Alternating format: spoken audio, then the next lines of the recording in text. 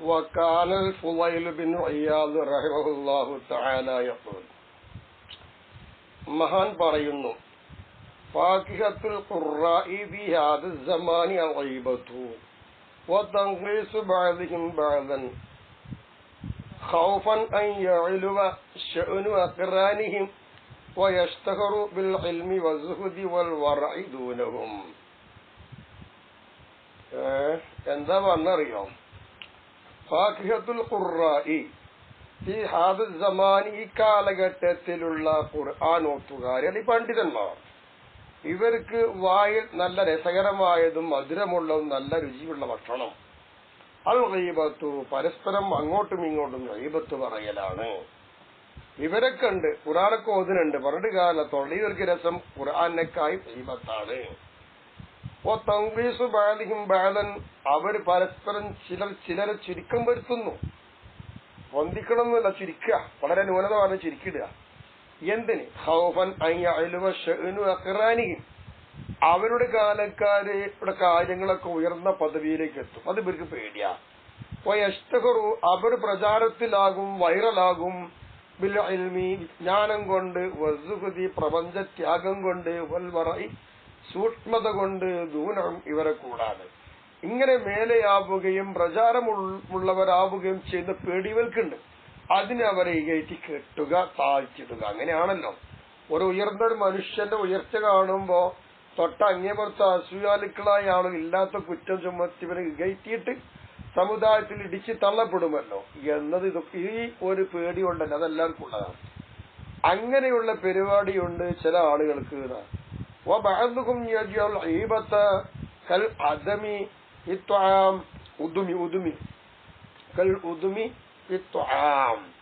ഭക്ഷണത്തിലെ കറി പോലെ കൂട്ടാൻ പോലെ ഈബത്തിനെ ചില ആൾക്കാരാക്കും.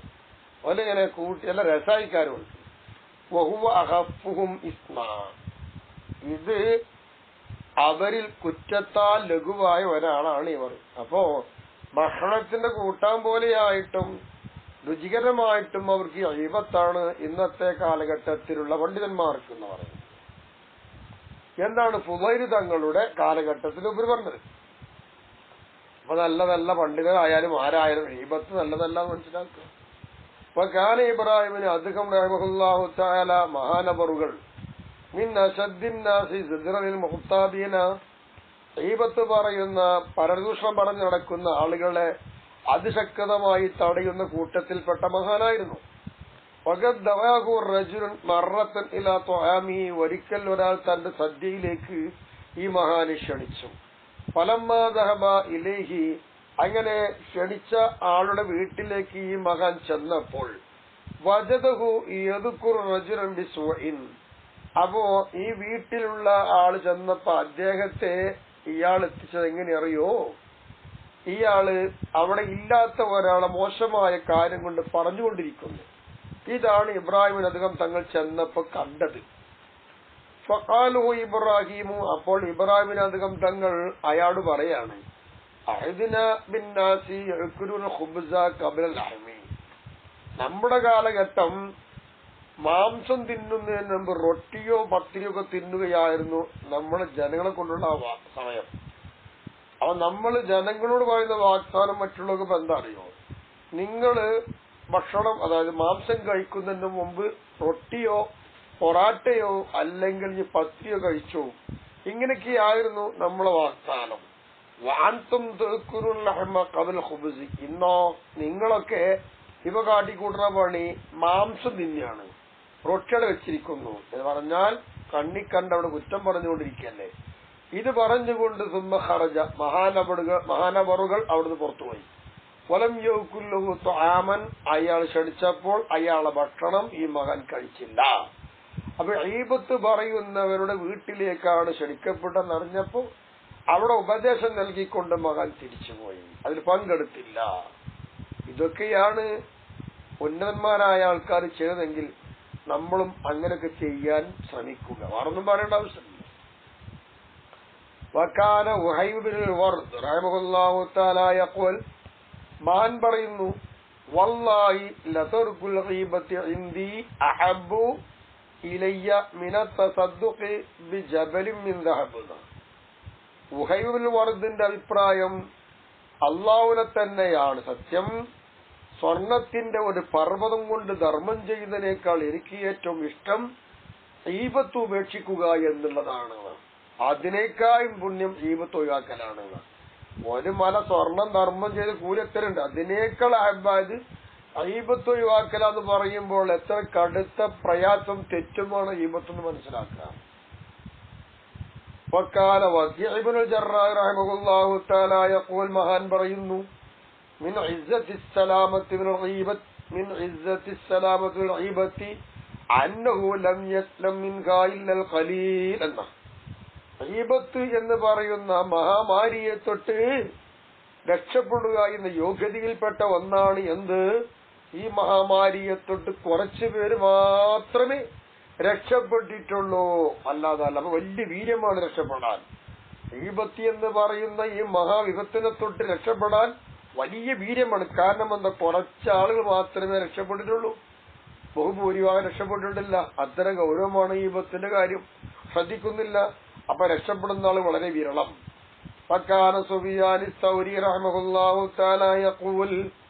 മഹാൻ പറയുന്നു എന്ത്?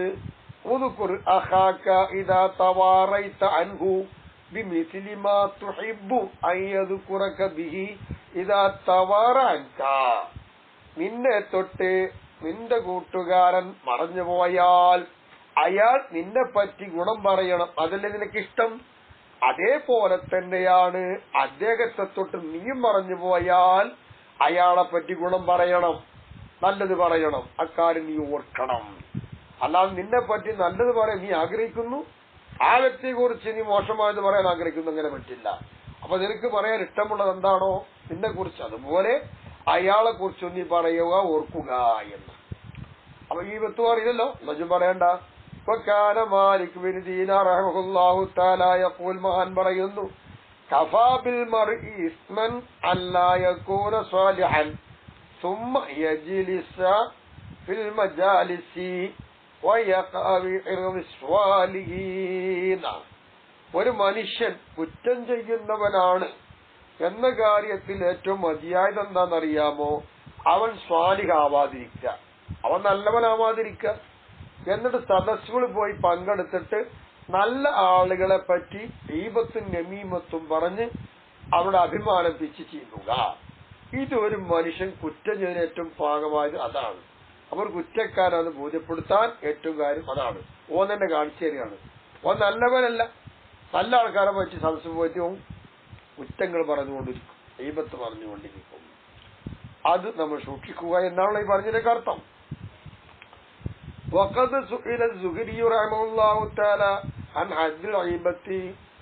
മഹാനവറുകളോട് ചോദിക്കപ്പെടുകയുണ്ടായി ഗീബത്തിന്റെ ഹദ്, അതിർത്തി എത്രയാണ്, അതിനെ കുറിച്ചാണ് ചോദിച്ചത്. വഖാല, അപ്പൊ സുഹരി തങ്ങൾ പറഞ്ഞു കൊടുത്തത് കുല്ലുമാ കരിഹ്ത അൻ തുവാജിഹ ബിഹി അഖാക ഗീബത്തുൻ.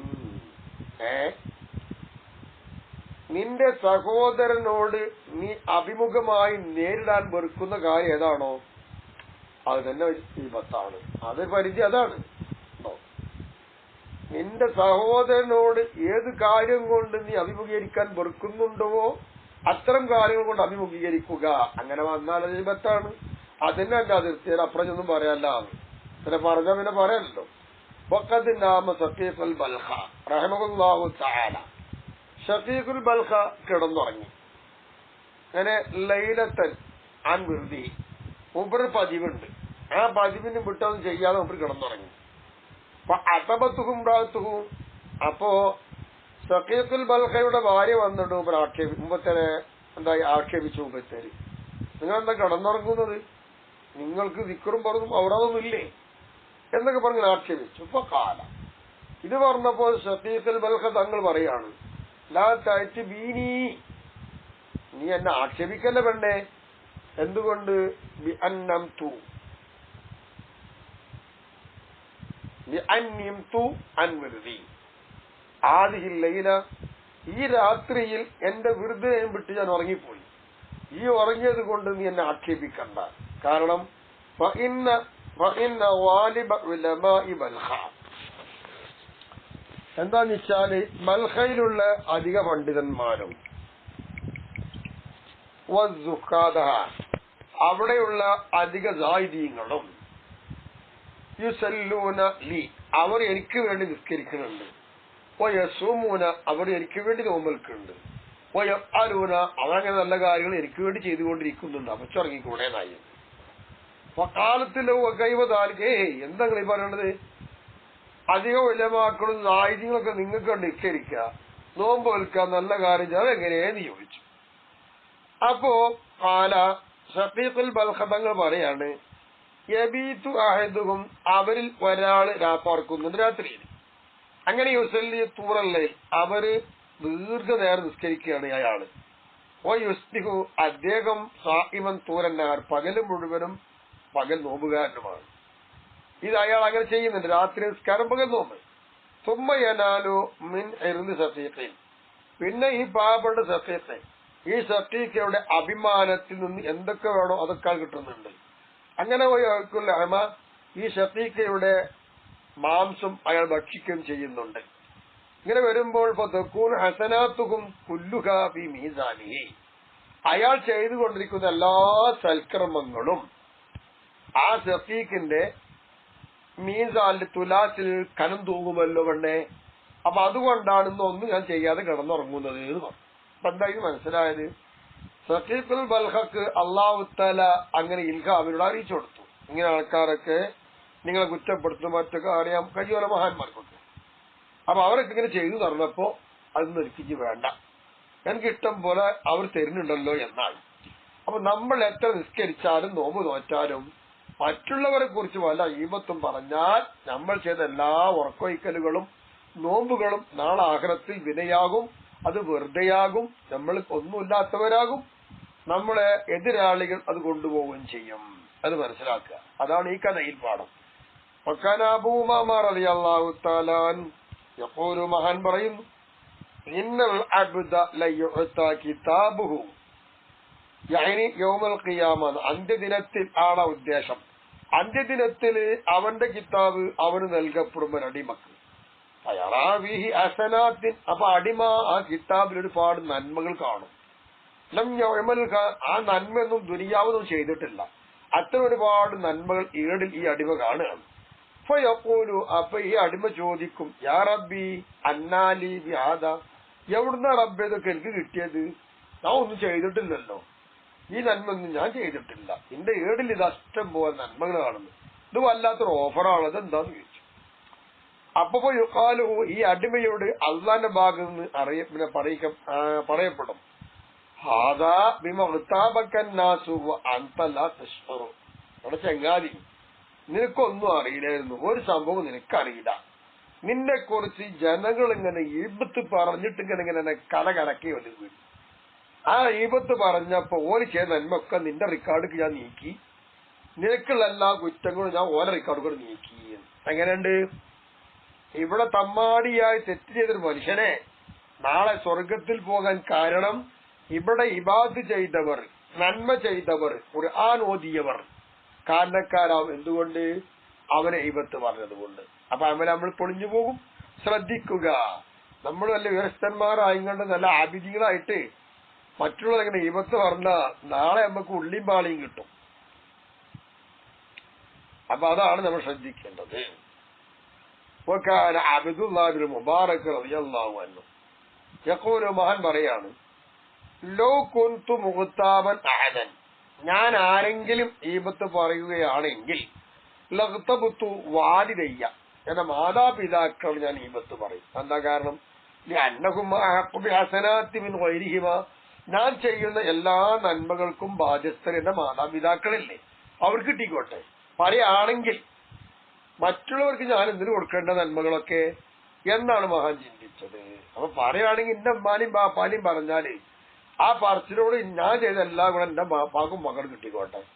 ഇവത്ത് പറയുകയാണെങ്കിൽ പറയാൻ വേണ്ടി പറയല്ല, അതാണ് മൂപ്പര കാഴ്ചപ്പാട്. മുഹമ്മദ് ബിൻ അലി തുർമുദി റഹ്മഹുല്ലാഹു തആല യഖൂൽ മഹാൻ പറയുന്നത് എന്താ? മൻ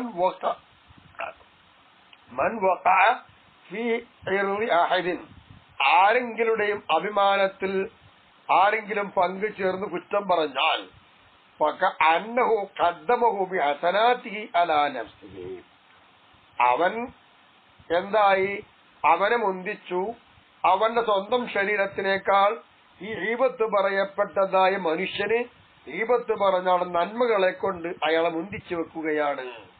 അപ്പൊ ഈബത്ത് പറയുന്നവന്റെ നന്മ മുഴുവനും ഈബത്ത് പറയപ്പെട്ടവരെ നാളെ മഹ്ശറിലേക്ക് നന്മ കൊണ്ട് മുന്തിക്കുകയാണ്. ശ്രദ്ധിക്കുക. വഹബ്ബഹു അക്സറ മിൻ നഫ്സിഹി, സ്വന്തം ശരീരത്തിനേക്കാളും ആ വ്യക്തിയെയാണ് ഇവൻ ഇഷ്ടപ്പെടുന്നത്. അപ്പൊ ഈബത്ത് പറയണോ? ആലോചിച്ച് നോക്കാണ്. അപ്പൊ നമ്മൾ ഈബത്ത് പറഞ്ഞാൽ നമ്മുടെ ശരീരത്തിന് കിട്ടേണ്ടതിനേക്കാൾ കൂടുതൽ നമ്മുടെ ഈബത്ത് പറയുന്ന വ്യക്തിക്ക് അങ്ങനെ കൊടുത്തുകൊണ്ടിരിക്കുകയാണ്, അയാൾ ഇഷ്ടപ്പെട്ടുകൊണ്ടിരിക്കുകയാണ്. അതാണ് ഈബത്ത് പറയുന്നതിനുള്ള രഹസ്യം. പറയാൻ നല്ല രസയിക്കാരം. ഓ എന്തു രസോ! പക്ഷെ ഇവിടെ നിസ്കരിച്ചതും ഖുർആനോദിയും ധർമ്മം ചെയ്തൊക്കെ അങ്ങനെ മറ്റെടുക്കാൻ അങ്ങനെ പോവുകയാണ്. അപ്പൊ അവൻ കൂട്ടിക്കലർത്താൻ പറ്റുമോ? കൂട്ടിക്കലർത്ത് യോജിച്ചതല്ല. ബൽ പിന്നെയോ യുഹിബ്ബുഹു ലിമാ ഹസല ലഹു മിനസ് സവാബ്, അപ്പൊ അവൻ ചെയ്യേണ്ടത് അവന് കിട്ടുന്ന കാര്യം എന്താണോ പ്രതിഫലം, അതിലേ അവൻ ഇഷ്ടപ്പെടേണ്ടത്. വെറുതെ മറ്റുള്ള കാര്യത്തിൽ ഇടപെട്ട് തുമ്പില്ലാതാകാൻ നിൽക്കണ്ട.